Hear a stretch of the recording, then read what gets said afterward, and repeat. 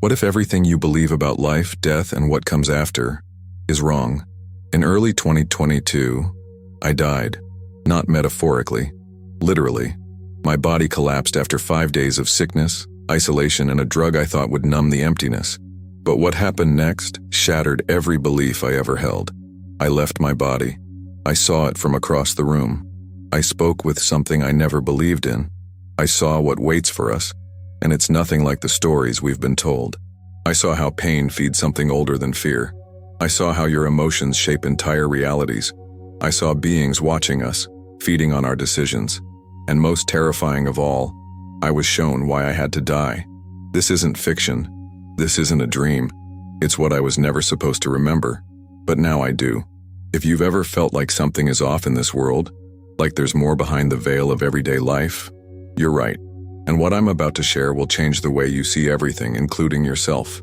Stay with me. You'll never forget what you're about to hear. It happened around January of 2022. I remember the exact feeling in my chest that week, like something was closing in on me, though nothing in my life was particularly out of place on the surface. I had just turned 36, living alone in the outskirts of Colorado Springs. I had spent the better part of a year quietly unraveling, questioning everything I thought I knew. I was a logistics coordinator for a small transport company, and though the job was stable, something inside me had been quietly crumbling. I didn't believe in God. I didn't believe in anything beyond this life, to be honest. My world was logic, data, control, and yet, there was this gnawing question that started echoing in my mind like a whisper that wouldn't leave me alone. What if you're wrong? For days, those words just haunted me. What if you're wrong? I didn't know where they came from. I never read anything spiritual, didn't listen to podcasts, didn't talk to people about religion or philosophy, but those words just stuck to my brain like glue, and I couldn't shake them. They got louder with each passing day until I found myself lying in bed, unable to sleep, eyes wide open staring at the ceiling, feeling as if something was coming, and then I made a reckless decision. I had bought a small amount of what I thought was MDMA from a guy I'd known in college. Hadn't touched anything like that in over a decade. I wasn't trying to escape. At least I didn't think I was. I just wanted to feel something other than emptiness. It was supposed to be a quick detour. But what happened next was something I still struggle to put into words. I ended up locked in the guest room of my apartment, completely isolated. The drug hit me harder than I expected, and then I got sick. Real sick. Fever, chills, muscle pain. COVID had made its way in. And between the drug and the virus, I didn't eat. I didn't sleep. I didn't drink water for nearly 5 days. I was hallucinating. My body was shutting down. And I could actually feel it happening. My heart rate slowed. My breathing got shallow. I couldn't lift my arms. It felt like something inside me was stretching, tearing away from itself. And then it happened. I left my body. I don't mean that metaphorically. I actually felt my soul detach from my physical form. 1 second I was lying on the hardwood floor drenched in sweat, and the next I was standing across the room, staring at myself. My physical body looked like a broken shell, pale and barely breathing. But what struck me was the shape of what had emerged from me. It wasn't a ghost or a smoky outline. It was like this translucent, softly glowing light in the shape of a seed, a long pine cone or maybe a teardrop, with a golden shimmer tracing its outline. And then, it changed. My face formed inside of it, smiling. Not speaking, but smiling in a way that felt calm, reassuring, almost divine. There was this moment where I saw myself from 2 angles, as if I had 2 sets of eyes. One set belonged to my physical body, still curled up on the floor. The other belonged to this other version of me, this higher version, floating beside me. And we were communicating, not with words, but with something deeper, like vibrations of thought that passed instantly between us. The soul me was telling the body me, it's okay, I'm going to help, I'm going to get help. And just like that, the soul me looked up and ascended. That's the only word I can use. I traveled upward faster than sound, through the ceiling, through the roof, out into space. No spaceship, no light tunnel, just a smooth, infinite movement until I reached this source, this giant sphere of warm white light, wrapped in a thin outline of golden fire. It was like the soul version of the sun, but it didn't burn. It embraced. I knew, without anyone having to tell me, that this was the place I was meant to be. And when I merged with it, I felt the most overpowering sense of love I could ever imagine. There are no words for this kind of love. We don't have the vocabulary. The love in that light wasn't just emotion. It was truth. It was the origin of love, the way light is the origin of sight. It filled me. It didn't just touch me. It rewrote me. And then, in the middle of that light, I heard those two words again, clearer, louder, more urgent than ever. What if? And then, everything changed. As I stood, or existed really, within that infinite light, I began to take shape again. Not the glowing form I had been, but the version of myself that people would recognize. My human body, my physical form. I understood that it wasn't because I needed a body in that place, but because my mind couldn't process what was happening without a familiar anchor. I needed to feel like me, even in this impossible space, so that my brain wouldn't shut down from the weight of the experience. And that's when I felt a presence. It didn't sneak up. It didn't surprise me. I knew it was coming the way you know the sun is rising even before it clears the horizon. From behind me, just over my right shoulder, a presence approached. I turned, and there he was. A man, taller than me, wearing a robe that looked like soft, sand-colored linen, tied with a simple cord. He had long, silver-white hair, a beard that reached his chest, and these eyes, not piercing, not judging, just eyes that had seen the beginning and end of everything, eyes that carried galaxies in their silence. He smiled, not with politeness, not like someone greeting you at a front door. It was the smile of someone who knew every version of you and still loved all of them. He didn't have to say who he was. I already knew. It was like remembering something I'd always known but forgotten for a while. I am the Creator, he said, not with his mouth, but in my mind. But you already know me. And I wept, not because I was scared, not because I was ashamed. I wept because I'd spent so much of my life feeling hollow, like I had to carry all my failures alone. And here was this radiant being of light, standing beside me, loving me without hesitation, even though I had rejected him my entire life. I had doubted his existence, mocked people who believed, laughed at the idea of anything beyond molecules and chemicals. And yet, here he was, loving me. He told me not in words, but in deep soul feeling, you were never alone, you were just closed off. And then he walked with me. Not in front, not behind. Side by side. That part matters more than I can express. There was no hierarchy. No, I am higher than you. It was unity. A partnership. If I were to fall, he'd fall with me. If I rose, we would rise together. That's what divine unity looks like. We walked together. We exited the light and found ourselves in a different space. Still in the stars, still surrounded by the quiet hum of creation. But this time, facing something strange. A tall pillar, cylindrical and hovering in the black void. It was wrapped in dark river stones, smooth like obsidian, and between the cracks of the stones glowed a deep lava-like red. And from within this pillar came screams. They weren't horror movie screams. They weren't loud or gory. They were quiet, desperate cries, the kind that you feel more than hear. I looked at him, at the Creator, and he didn't have to say a word. I knew he wanted me to understand, so I looked closer, and what I saw shook me. Inside this small pillar, somehow larger on the inside, was a world. On one side, a man sat on the ground, arms wrapped around his knees, rocking back and forth, drowning in guilt. On the opposite side stood a woman pacing in a panic, clutching her chest like she couldn't breathe. Neither of them acknowledged the other. They were locked in their own loops, trapped. God explained it to me, not in sentences but in full understanding. This was their hell, not punishment, not fire and brimstone, but something far more painful.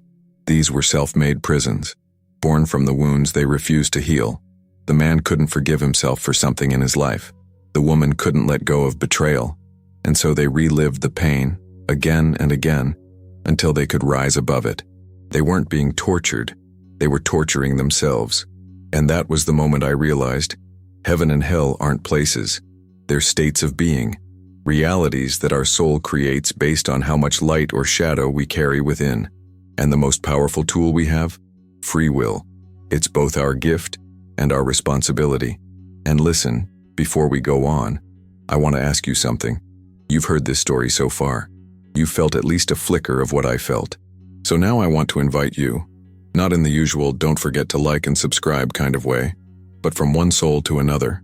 If this story made you think or breathe a little deeper, or maybe even remember something you didn't know you'd forgotten, let's stay connected. Subscribe so you can join me for the rest of this journey. And here's something else. In the comments, share with me a moment when you questioned everything. A moment when you asked yourself, what if? Or why am I here? Big questions, scary questions. Let's build a space where it's safe to ask those questions out loud. I'll be reading every single one. As I drifted away from that pillar, still walking side by side with the Creator, I felt this incredible heaviness lift from me. Not because the scene had been easy to witness, but because I finally understood something that had haunted me for years. All the suffering I had seen and felt, my own included, wasn't some punishment from a higher power. It was an invitation, a mirror, a chance to finally face what we bury so deep inside ourselves that it begins to rot in the dark. And until we look at it, acknowledge it, and forgive it, it keeps us bound. Like chains we forged ourselves. God didn't shame those souls trapped in their personal hells. There was no judgment, no wrath, just understanding, infinite patience. He was waiting, not demanding, not coercing, just standing by, always present, always offering love, even if they couldn't see it through the storm of their pain. We moved on from that place, and suddenly everything became different. I don't even know how to describe it properly. Time stopped behaving like time. There was no past, no present, no next Tuesday or last summer. It all existed at once, like watching dozens of rivers merge into a single ocean. Every moment I'd ever lived, every version of me, every future path was all there all at once, overlapping. I saw myself at 6 years old sitting under a tree. I saw myself at 50 alone in a cabin writing in a journal. I saw choices I hadn't even made yet, and the roads they would lead to. And every version of me was still me. That's when I learned the nature of time in that place. It wasn't linear. It was alive. You didn't walk through it like a hallway. You merged with it, absorbed it.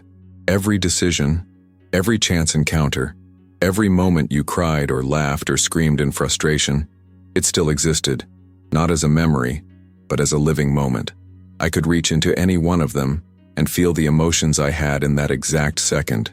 And more than that, I could feel how those moments had changed me, how one small conversation in a grocery store had shaped a thought I would have years later that would save someone else's life. It was all connected, all of it. Then I became aware of something else. While I stood in that timeless space, seeing and feeling all of this, I was also still present in the room of my apartment back on Earth. My physical body hadn't died. Not yet. I could feel the floor under me, the weight of the air.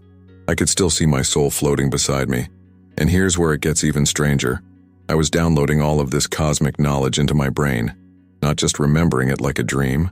My body was being taught, being updated like someone uploading sacred data straight into my cells. It was overwhelming, but not in a painful way. More like deeply humbling, like realizing how much you don't know and being okay with that for the first time. But then it shifted again. I was suddenly somewhere new, a place that looked almost identical to Earth. Same trees, same skies, even the same city skyline I recognized from home. But it wasn't Earth. It was what I now call the Mirror Earth, a version of reality where everything that could happen did happen. But in this version, I never overdosed. I never took the drug. I recovered from the virus without issue, went back to work, lived an ordinary life. And yet, something was missing in that version of me. There was no awakening, no expansion, no connection to the light. That version of me hadn't faced death, and because of that, he hadn't remembered who he really was. That's when I understood the reason behind everything. I had to die, not completely, not permanently, but I had to experience death. My soul had reached a point where it couldn't evolve any further within the constraints of normal life. It needed to untether itself, to step beyond the veil and remember. It wasn't an accident. It wasn't bad luck. It was orchestrated, not by a cold universe, but by a deeply loving force that knew I had reached my limit. The pain, the doubt, the collapse, it was all part of the invitation. But the realization that truly shattered me came next. I was shown the actual reason that body of mine, the one in the mirror Earth, would eventually die. It was an aneurysm, a specific, pinpoint rupture in the right hemisphere of the brain. I could see it. I could feel it. Not just the event, but the design. It had always been part of the plan. That version of me, healthy, sober, unaware, was meant to die peacefully from that rupture. That was the scheduled exit point, and my soul would have ascended quietly, never having awakened in time to tell this story. But because of the overdose, because of the chaos, I had been pulled into a different kind of death, one that wasn't final, but transformative. I was terrified, even with everything I'd seen. God, the light, the eternal present, the mirror Earth. This was the moment that undid me. I was being shown my death, and it was real. Not symbolic, not poetic. I could feel the aneurysm forming in my brain. I could see it building toward the moment it would burst. And as that awareness hit me like a wave, I panicked. I didn't want to die. Not like this. Not after finally understanding what I had missed all along. And yet, something else began to pour over me. It was like the light from before returned, but this time it wasn't just surrounding me. It moved through me, like a warm current flowing through every layer of my soul. And in that current was a message, a presence, a peace I can only describe as holy. It whispered to every part of me, "You don't need to be afraid. You were never meant to suffer, only to remember." And in that instant, all the fear left me. I stopped struggling. I stopped crying. My soul went still, and something incredible happened. Gratitude. I wasn't just accepting my death. I was thankful for it. Thankful for the experience. Thankful for the pain. Thankful that I had been broken open enough to see what truly mattered. I said 2 words, not with my mouth, but with every part of my being. "I'm ready." And as soon as I said it, I felt it. The aneurysm burst. I didn't just observe it. I lived it. I could feel it ripple through the right side of my brain. Feel the heat, the spreading, the release. I even heard it. Small bubbles, like air escaping from underwater. And then, silence. But not the silence of absence. The silence of freedom. My soul detached fully. No more tethers. No more resistance. I rose out of that body, higher and clearer than ever before. And I saw everything. From above, from within, from every angle. That body, the one in the mirror Earth, slumped and lifeless. No longer housing the essence of who I was. And then I watched its entire story unfold. I watched as it was discovered, mourned, buried. I watched the ripple effect of my death spread out into the lives I had touched. But here's the part that changed me forever. I got to enter those people. Not control them, not spy on them, but feel them. Their grief, their confusion, their memories. I could walk into their emotions and experience what my absence meant to them. And it wasn't just sadness. There was love. Deep, aching love. And what stood out most was something I never would have imagined. The weight of emotion. Not just how it feels, but how powerful it is. Emotions aren't byproducts. They're creative forces. They shape reality in ways we don't realize. One single moment of rage or shame or love can change someone's path forever. We think emotions are temporary, but they echo into timelines, shaping lives we never even meet. That's why, I was told, emotion is sacred. Not something to fear or suppress, but something to understand. Because how you feel in one moment, how you handle it, can become a doorway for healing or destruction, not just for you, but for everyone around you. It's the language of the soul, and I had been ignoring mine for most of my life, and after all of that, the death, the detachment, the deep empathic immersion, I returned, not to my body but to a kind of platform, a balcony almost. I stood with God again, side by side, looking down on earth, not judging it, not mocking it, just seeing it, seeing all of it, all its beauty, all its violence, all its heartbreak and hope and striving and silence. I didn't get the life review that people talk about. I didn't see a highlight reel or flashes of every good deed I had done, but I saw the patterns. I saw the way my choices had created waves, sometimes subtle, sometimes tidal, and I saw that even in the moments I thought were meaningless, there had been meaning, even in the mistakes, especially in the mistakes. God didn't say much during that time. He didn't need to. His presence was the message. I had spent years believing I was alone in this universe, that everything was random, that life had no higher meaning. But now, I knew better. I felt better, because I had remembered something ancient that had always been waiting just beneath the surface. I am loved. We all are. And in that love, I made a decision. I turned to God, still standing beside me, and without needing to ask permission, I made my choice. I wanted to go back, not because I missed the pain, not because I feared the unknown, but because I understood finally that my life wasn't meaningless, that even in its darkest chapters, it had purpose, that I had purpose, and more than anything, I wanted to return to the world not as the man who had doubted, but as someone who had seen, someone who could speak of the unseen, not from faith, but from memory. I didn't want to go back because I was told to. That's the thing. I was not commanded, ordered, or forced. It was a mutual decision. I looked at the Creator and thought, let me tell them.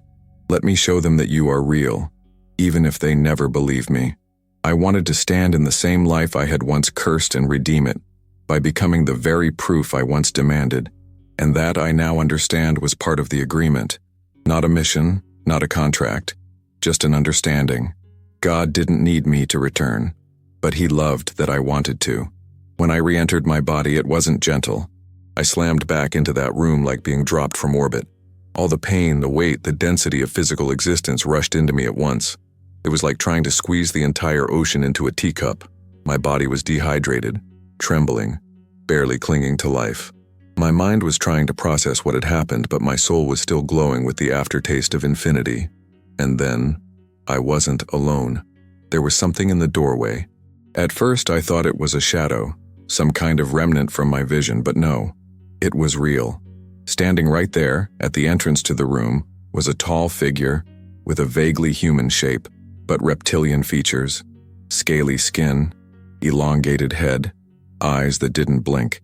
It was male, and I could feel his presence before I could process what I was seeing. He wasn't solid, not like a person, more like a projection, faint, translucent, but undeniably present. It didn't speak aloud. It didn't need to. We were communicating in the same way I had with God, telepathically but colder, sharper, calculating, and I understood something immediately. This wasn't some hallucination or leftover dream. This was a being. It had come through space, not just physical space, but dimensional space. This was a consciousness that knew how to step outside of linear time and appear wherever it was allowed or invited. And what hit me hardest was the knowledge that this wasn't new. This happened to others, regularly. What was it doing there? God answered that for me, not in words, but as a script flowing into my heart. He showed me that this entity, and others like it, feed not on flesh but on power, specifically, the power of pure souls. They can't steal what belongs to God, but they can influence. They can whisper thoughts, plant ideas, distort truths. And if we choose to act on those distortions, we create darkness in their image. They can't create the way we can. But they've learned to hijack our ability to create by twisting our free will. They give you a seed, an idea, a doubt, a fear, and if you water it, nurture it, feed it with your attention, it grows. And then that creation becomes a part of their web, not yours. That's the theft. That's the war. And worse, they feed on the energy created from it. Pain, despair, rage, self-loathing. These aren't just emotions to them. They're fuel.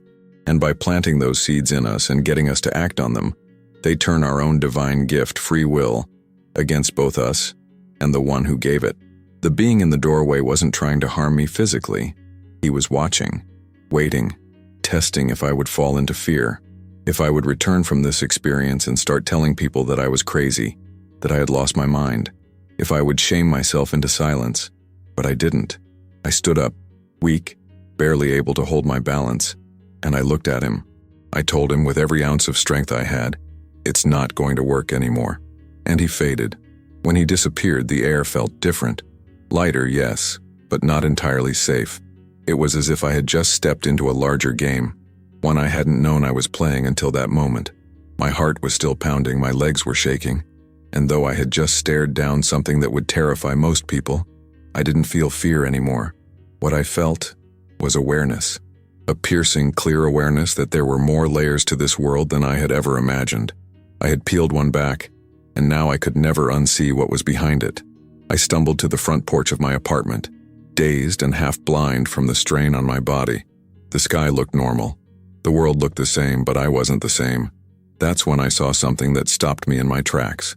Hovering just a few feet off the ground, rotating slowly in the morning light, was something I can only describe as a vertical sliver of glass, almost like a blade, thin and shimmering, barely visible unless the sunlight hit it just right. It was sharp, elegant, and impossibly tall, maybe 30 feet high, just floating in the air with no visible source of support. And inside it was color, not like a painted rainbow, but more like refracted light, a living prism that seemed to hum with energy. Before I could even form a thought, something emerged from that shard. 3 beings stepped out of it. Their movements were fluid, their bodies small and slender, their skin a shade of gray so smooth it looked synthetic. Their heads were large, their eyes black and deep and endless. They wore tight uniform-like suits, dark and seamless, almost organic in their texture. If I had to describe it to someone else, I'd say they looked like a cross between science fiction and something far more ancient. They didn't speak, not with mouths, but I heard them. I don't mean imagined. I heard them, clearly, in English. Yet I knew, without a doubt, that they were not speaking English. Their communication was layered, echoing slightly inside my mind, like a frequency being tuned into my consciousness rather than spoken aloud. One of them turned its head and locked eyes with me. There was no fear in its gaze, only recognition. It wasn't surprised. In fact, it looked almost impressed. "He can see us," it said. The other 2 turned toward me and repeated the phrase as if confirming a reading. "He can see us." And just like that, they stepped back into the shard, vanishing like smoke dissolving into still air. But it wasn't over.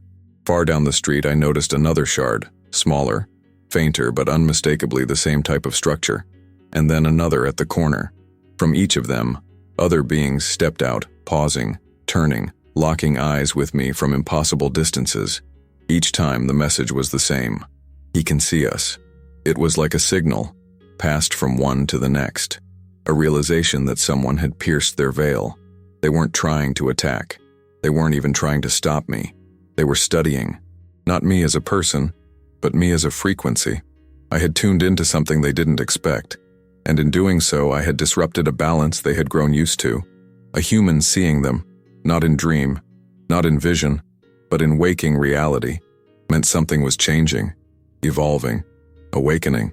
And though I had never read anything about interdimensional beings or astral projections before this moment, I suddenly understood what they were doing. These weren't just observers. They were projectors, consciousness travelers, beings who had mastered the art of separating mind from body, reality from illusion. And they were watching me because I had done involuntarily what they had practiced for millennia. But even then I knew they weren't gods, they weren't divine, they weren't evil either, not in the cartoon sense. They were simply users of energy, travelers of thought, engineers of influence, and they weren't the only ones, not by far. They existed in the gaps between moments, the spaces between decisions. They watched for openings, moments when a soul wavered, when a person teetered on the edge of despair or fear or anger, because those were their entry points. And now, because I had stepped outside the veil, I could see those moments forming in others too. The friend who was about to give up on themselves, the stranger who couldn't forgive a betrayal, the teenager who believed no one loved them. I saw them, I felt them, and I knew exactly how these beings fed, not with claws, with suggestion, with silence, with temptation dressed as logic. And for the first time I understood the battle we're actually in. That realization, about the nature of the battle, wasn't about good guys versus bad guys. It wasn't a war fought with weapons or armies. It was a battle for intention, for attention, for direction. Every day, whether we know it or not, we're pulled towards something, light or shadow, unity or division. And these beings, these travelers, they don't care which side you're on. They care about one thing, how much energy you generate. And pain generates a lot. That's why I saw what I saw next. As I stood outside, body still weak but spirit burning bright, the world around me seemed to breathe differently. The trees shimmered slightly at the edges. The light felt layered. And then, without warning, I was shown something else. A kind of memory that wasn't mine, but also was. It was given to me, placed in me, not as a story but as direct experience. I was back in the presence of God, only now the light was calmer, not less powerful but more personal. It wasn't overwhelming like before. It felt like being in the heart of a fire that didn't burn. And I was being shown, again not with words but with raw knowing, a deeper truth about darkness. There isn't just one devil, not a singular figure with horns and a pitchfork. What I saw were many, many devils. Not because evil is infinite, but because free will creates infinite versions of resistance. Every soul that turns away from love, that refuses light long enough, can become something else entirely. Not damned by a judge, but shaped by their own choices into an echo of what they were. These devils were not cackling monsters. They were wounded architects, souls who had chosen control over compassion, pride over presence, manipulation over mercy, and they had been doing it for longer than we could comprehend. Some even believed they were helping, that their way was stronger, more efficient, more pure. But what they had lost, what they had surrendered long ago, was their ability to receive love. And without that, they could no longer evolve. But here's the part I didn't expect. God loved them too, and He showed me how to disarm them. It wasn't through exorcism. It wasn't through rage or resistance. It was with something terrifying in its simplicity: love. If I were to ever come face to face with one of them, God told me, not in commandments, but in vibration, in shared understanding, this is what I was to do. Look them in the eye, tell them I love them, wrap my arms around them and say, you've been hurting for so long. You've been lost in your own pain, but it's time for you to feel what real love feels like. That's it.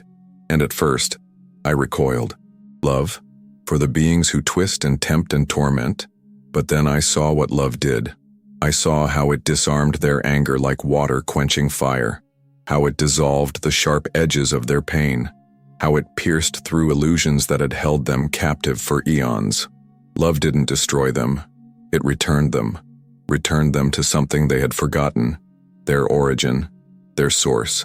I realized that the real power of love isn't softness, it's clarity.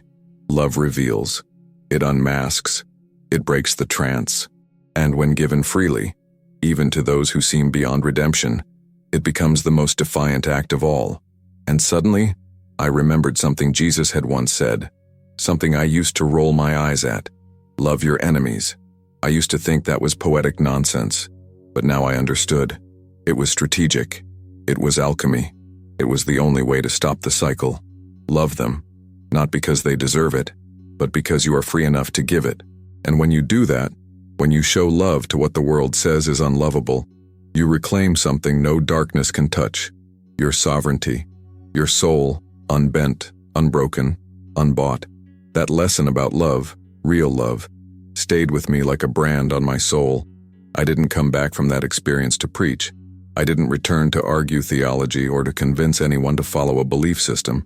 I came back because I had remembered something, and I knew others were close to remembering it too. Not because I said the right words, but because they'd start to feel it stirring in themselves. And I'll be honest with you, it wasn't easy reintegrating. Coming back into my body, into this reality, into a world that moves so fast and speaks so loud. It was disorienting. I'd seen behind the curtain, and now every little thing had a different weight. A stranger's glance wasn't just a glance, it was a soul brushing past mine, carrying a story I couldn't see. A moment of anger wasn't just mood. It was an unspoken cry from someone who forgot they were loved. It made life heavier, but it also made it more beautiful.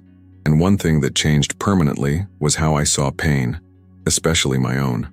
For most of my life, I saw pain as punishment, as a sign that I had done something wrong, or worse, that I was wrong. But after what I had experienced, I saw pain differently. Pain was a signal, a sacred alarm bell ringing through your being, not to destroy you, but to wake you up. And just like those souls trapped in their self-made pillars, our pain is often the very doorway we're afraid to open.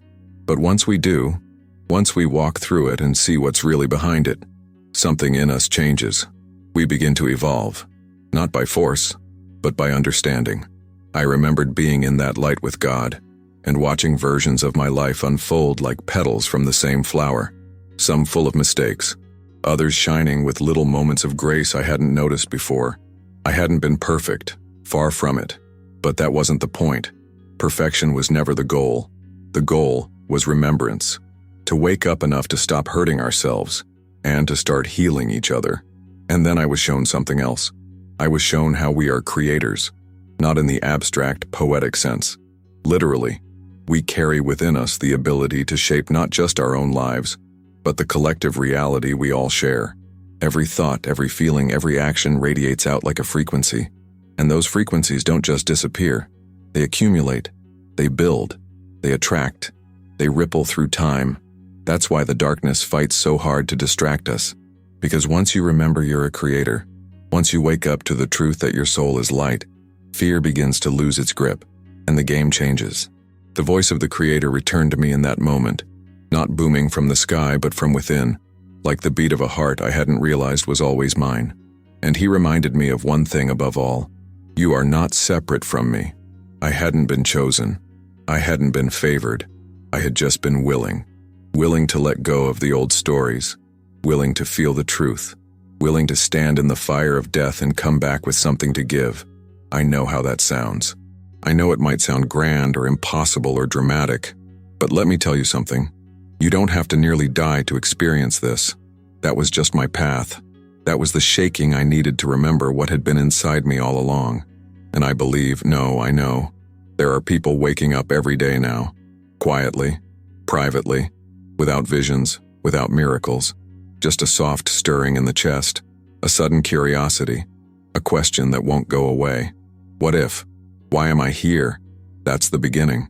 That's how the remembering starts. The more time passed after the experience, the more I noticed how different everything felt. Not just inside me, but around me. Conversations had more layers. Silence had more weight. Even the air seemed to carry whispers if I slowed down enough to listen. I began to sense energies in people, not in a mystical or elitist way, but in a deeply human way. I could feel when someone was hurting even if they smiled. I could sense when someone was carrying guilt, or when they had buried something so deep they didn't even know it was there anymore. And I didn't judge them. How could I? I had been there. I had stood in that pain, worn it like armor. I had doubted everything, even love itself. I had walked so far from my own soul that I couldn't remember what it felt like to be whole. So when I saw it in others, I didn't flinch. I didn't pull away. I leaned in, because I knew what they didn't yet, that healing was possible, that remembering was possible, and that none of us, not a single one, is beyond redemption. I found myself thinking a lot about that mirrored version of Earth I had visited, the one where I didn't overdose, where life went on, quiet, safe, forgettable. That version of me would have never told this story. He wouldn't have believed it. He wouldn't have wanted to believe it. He would have dismissed these ideas as fantasy, weakness, delusion. And I realized how often we choose comfort over growth. We choose numbness over meaning. Because waking up, really waking up, hurts. But what comes after the pain? That's what matters.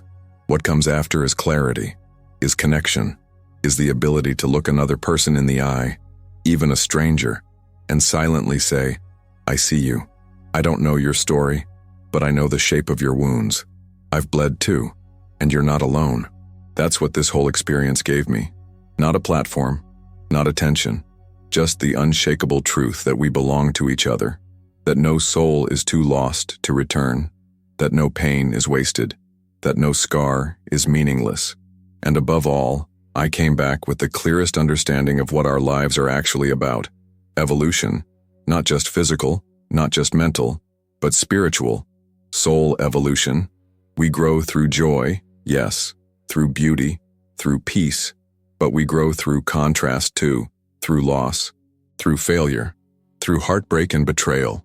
The contrast is not the enemy, it's the teacher. Without darkness, you don't know how bright the light is. Without separation, you don't understand the miracle of union. That doesn't mean suffering is good, but it does mean it's not pointless. And I want to tell you something important, something I didn't know until I died and came back. You are not broken. You are not behind. You are not too late. If you're alive right now, if you're breathing, you are right on time. Your soul is exactly where it needs to be. And whatever you're facing right now, whatever wound or question or doubt you're carrying, it's not a barrier, it's a doorway. Walk through it, because on the other side there's a version of you that remembers why you came here in the first place. As the days passed after I returned, really returned, I started to live differently. I didn't try to become perfect or enlightened or float above the chaos of daily life. I still got frustrated. I still had moments of doubt.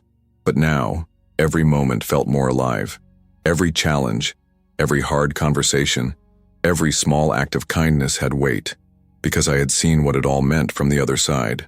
I had stood in the presence of what creates us.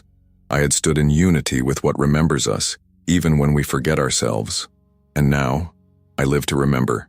I live to remind others, not by force, not by preaching, but by presence, by telling this story, by holding space for others to tell theirs, by walking through life not as someone who has all the answers, but as someone who knows that asking the right questions is holy. What if we stopped trying to fix ourselves and started listening to ourselves? What if we gave each other just enough love to soften the armor?